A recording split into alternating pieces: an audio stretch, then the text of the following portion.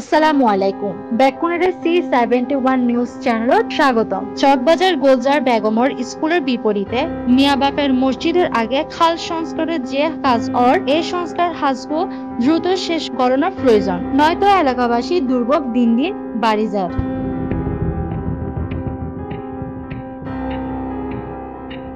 সংশ্লিষ্ট কর্তৃপক্ষের দৃষ্টি আকর্ষণ করি। ধন্যবাদ।